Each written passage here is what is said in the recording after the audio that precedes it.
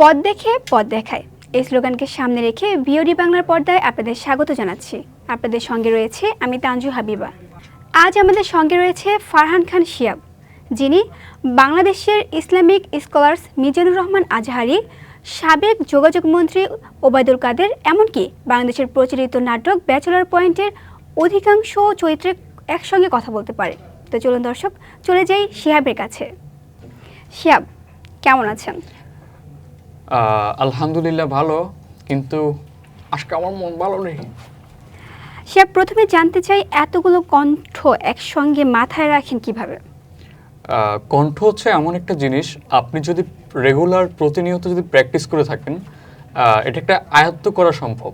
But এটা মাথায় রাখার বিষয় না, এটা হচ্ছে একটা আপনার কৌশল করে বলার অঙ্গি ভঙ্গিটা আমরা পরিবর্তন করা হয় আর কি। আপনি কি কি কণ্ঠে কথা বলতে পারেন? আমি বাংলাদেশের বর্তমান সময়ের ব্যাচেলর পয়েন্ট এবং সাবেক সেতুমন্ত্রী ওবায়দুল কাদের, তাছাড়া 35টিরও বেশি কণ্ঠে কথা বলে থাকি আর কি। একসঙ্গে একাধিক কণ্ঠে কথা বলার কাজ কবে থেকে শুরু করেছেন এবং কিভাবে এই আইডিয়াটা মাথায় আসলো? যখন করোনাটা আসে, তো তখন থেকে আর কি আমি আগে তো একটা বাটন মোবাইল ছিল, তো বাটন মোবাইলের থেকে FM রেডিও শুনতাম। তো সেই FM রেডিওতে যে কত সুন্দর করে কথা, মায়াবী কণ্ঠ বা আবৃত্তির যে ভোকাল, এইগুলো নিয়ে কাজ করলাম। তো এক সময় গান করতাম, তো গান করার থেকে হঠাৎ করে যেন মনে হলো যে না, আমার কণ্ঠটা অনেকের সাথে মিলছে, বা অনেকের কণ্ঠ হুবহু আমি ক্যারেক্টার প্লে করার সময় তো দেখা যাচ্ছে মিলে যাচ্ছে। তো সেই থেকে আর কি অনুপ্রেরণা দিয়েছে কিছু মানুষ, কিছু বড় ভাই ছিল যে অনুপ্রেরণা দিছে যে তুমি ভোকাল নিয়ে কাজ করো, তোমার কণ্ঠটা ওনাদের সাথে মিলে যায়। তো তারপর থেকে আর কি কণ্ঠ নিয়ে কাজ করা। ব্যাচেলর পয়েন্টের যে একাধিক কণ্ঠে আপনি কথা বলতে পারেন, এই কণ্ঠে কিছু আমাদেরকে বলে শোনাবেন। কিরে ডান্সার শালম তো আয়া পড়ছে বিওডিতে, তোরা কইছিলি বয়েস নিয়ে কাজ করতে পারুম না, বডি সয়েল তো বেটা বিদেশে। এ বেটা এমনি বলতে আছো কা বেটা, বডি সয়েল আছে বাংলাদেশেই। মুই হাবু তো বেটা এক্সেল সুন্দর, মুই বলছিলাম বিদেশে যাবো, আর বিদেশে যাবো না। মোর তো বেটা ঈদের না মাইয়াগুলো খুব ভালো লাগিয়ে গেছে। বাবুরে হাসা ভাই, দেখছি নি হাবু মিয়া কি এগুন কয়, ওই বেটা হাবু তোরা না কইছি খালি ইডেন করিস না বেটা। এই মিয়া আপনি কি বলতে আছেন, আপনি তুমি বড় সমস্যা। আপনি যে ইডেনের শিরিনা খালাল্লা সমস্যা করতে আছেন, এটা তো আমি বলি নাই ভাইয়া। আপনি তো বড় লোক মানুষ, আমি টাইগার জাকির একটা ইন্টারনেটের ব্যবসা দিছি। আপনি যদি টাইমসা লাগে আর একটু দাঁড় দিয়ে। ওই বেটা আমি তো বেটা আন্ডারওয়ার্ল্ডের ব্যবসা দিছি, তুই যা বাচ্চুর কাছে যা বেটা, বাচ্চু কুড়িপতি। বাবুরে আপনারা বেগুনি কুড়িপতি, আরাম হইলো নোয়াখালীর চেয়ারম্যান, নাই কুড়িপতি ন। ওই বেটা তোরে কইছি বেটা, বিওডিতে আইসস, কিছু খাইছস নি? বাবুরে ভাইয়া আন্নে জেনে যান, হেনে খালি খুঁজেন যে অফার আসেনি, ডিসকাউন্ট আসেনি। ভাইয়া আমি একটা কথা বলবো নি ভাইয়া, এরে বাবুরে জাকির রাখ, তোর কথা বাদ দে। হাসা ভাই এটা কি বলছে দেখছিস নি ভাইয়া? হে মিয়া তো খালি আছে হেই লই। ওই বেটা জাকির তোরা কিন্তু বিন্দায় দিমু। নাম আমার পাশা, কাশিমপুর বাসা, অফেন্সে ডিফেন্সে সবাই চিনে। তো শিমুল বলেন না ভাইয়া, দেখছেন নি আন্নে ভাইয়া, কাবিলা ভাইয়া হেমিয়া হাসা ভাই কি আন্নের একটা কইয়া লাইলো। এরে বাবুরে শিমুল তুই থাম, হাসা মিয়ারে করে দিম বুঝতি। বাবুরে আন্নে যে কাম করছেন, তো ওনাদের কথার স্টাইলটা হচ্ছে এরকম।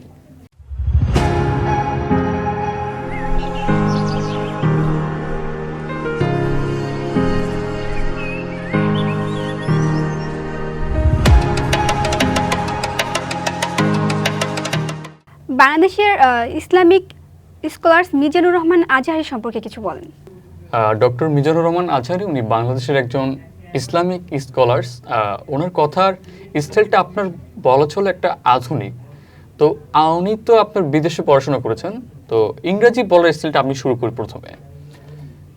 Take a breath, think about the thing, back to your lord, ঠিক কিনা? এই কোলাহল, ব্যস্ততা, লোভ, লালসাময়, মায়াচাল, মরিচিকা, আমাদেরকে চলে যেতে হবে। এই পৃথিবীর দুনিয়াটা বড় স্বার্থপর। যুবক ভাইয়ের এখনই সময় নিজের জীবনকে পরিবর্তন করার। Young generation to the maintain your character, I think you have to live. আমাদেরকে চলে যেতে হবে। এই লোভ লালসা মানুষকে করে খাচ্ছে, ফলে মৃত্যুর কথা ভুলে যাচ্ছে। তো ওনার কণ্ঠটা আবার এরকমভাবে সুন্দর করে কি বলা আর কি। শিহাব, আপনার কণ্ঠে সাবেক যোগাযোগ মন্ত্রী ওবায়দুল কাদেরের কিছু কথা শুনতে চাই। সাবেক সেতুমন্ত্রী ওবায়দুল কাদের উনি বর্তমান সময়ে বলে রাখি সাদাকে সাদা বলবো, কালোকে কালো। বাট আমরা যারা ভোকাল ভয়েস আর্টিস্ট বলেন, শিল্পী বলেন, আমাদের হচ্ছে রাজনৈতিক ব্যাপারটা অন্যরকম। তো আমি রাজনীতির সাথে সম্পৃক্ত না, তো তারপর ওবায়দুল কাদের ওনার কথাটা বলি। ওবায়দুল কাদের কথার স্টাইলটা হচ্ছে এরকম: কেমন আছেন আপনারা, ভালো আছেন তো? কি কষ্ট, কাল সারা রাত বৃষ্টি, আজ শনিবার ঢাকায় রাস্তায় আন্দোলন, ঢাকার ব্রিজগুলোর যে অবস্থা, কোথায় আব্দুল্লাহপুর, কোথায় সিঙ্গাপুর। ভালো আছেন তো? কদিন পরেই আসতেছে নির্বাচন, আমি ওবায়দুল কাদের পালাইনি, আসলাম হেলিকপ্টার দিয়েই আসলাম। তো ভালো আছেন, ভালো থাকেন, সবসময় ভোটের সাথেই থাকেন। তোমরা শুনলে অবাক হবা, আমার বলতে হচ্ছে আমি জায়েদ খান কিন্তু আছি এই মুহূর্তে বিওডিতে। তোমরা শুনলে আরো অবাক হবা, আমার বলতে হচ্ছে আমি জায়েদ খান যে কাপটা কিনেছি এটার দামটা বলা যায় না, কারণ রোলেক্সের তো, এই যে রোলেক্স কত সুন্দর, কারণ বিওডিতে আসি, ভয়েস অফ ডেমোক্রেসি। আসলে আমরা তো জায়েদ খান যখন কাজ করি অনেক তো একটা ডিগবাজি দেওয়ার সময় পাচ্ছি না, কারণ জায়েদ খান তো সব জায়গায় ডিগবাজি দেয় না, জায়েদ খান ইজ ব্র্যান্ড। এই যে রোলেক্সের কাপটা কিনেছি, তো তোমাদের জন্য অনেক সুখবর আছে, তোমরা আসো, বাংলাদেশে আসো।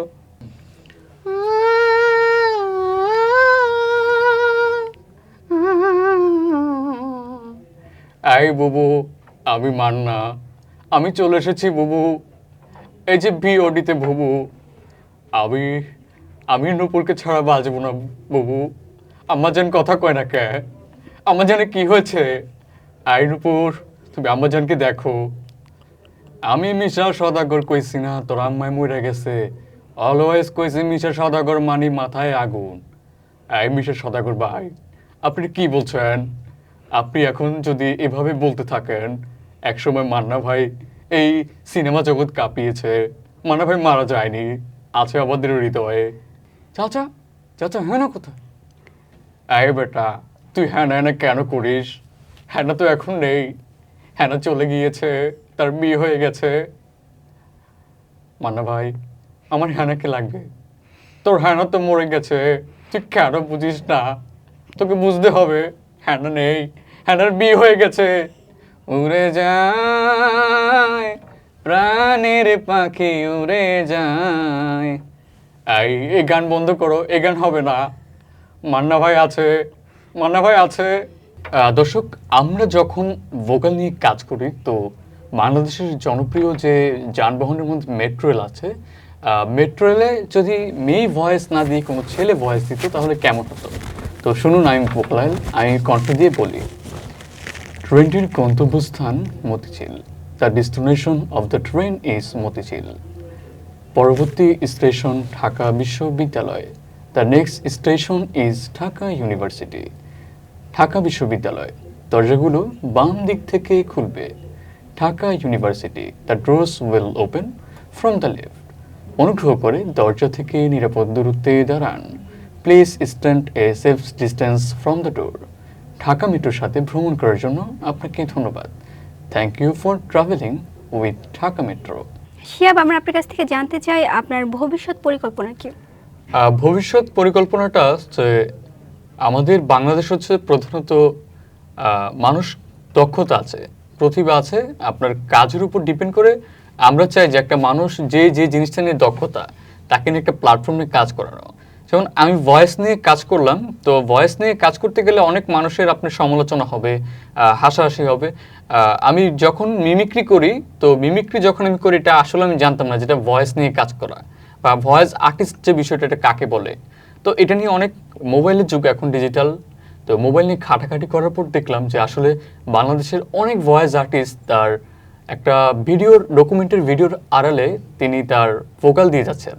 বাট আপনি যেমন আমার পাশে বসে আছেন, বা এমন হতে পারে অনেক ভয়েস আর্টিস্ট আমার পাশে, বাট আমরা কিন্তু চিনি না। তো সেই ক্ষেত্রে আমি বলবো যে বাংলাদেশে উপযুক্ত স্থানে উপযুক্ত ব্যক্তিকে যদি আমরা কাজ করতে পারি, বলা চলে বাংলাদেশ একদিক দিয়ে এগিয়ে যেতে সম্ভব হবে। ধন্যবাদ শিয়াব আপনাকে। আমরা আরেকটু জানতে চাই আপনার কাছ থেকে, আপনি তো মন ভালো করার কারিগর, মন ভালো নেই, এই ব্যাপারটা নিয়ে যদি কিছু একটা বলতেন। মানে মন ভালো ছিল এককালে, আজকে যে মন খারাপ, রাস্তায় যে বৃষ্টি, এর লেগে আজকে আমার মন ভালো নেই। গতকালকে কতদিন আসে ঢাকা সিটি কলেজ মারামারি। এ মারামারি ডেকে আমি বাসে উঠছি, ঠিকানা বাসে। তো সব যাত্রী ঠিক আছে, একটু চালক হলো কানা, তাই নাম দিচ্ছে ঠিকানা। আজকে আমার মন ভালো নেই। এই যে মন ভালো করার কারিগর আসছে বোটে। তো দর্শক, আপনাদের জন্য আমরা বলছি, আজকে আমার মন ভালো নেই, ভালো থাকবেন।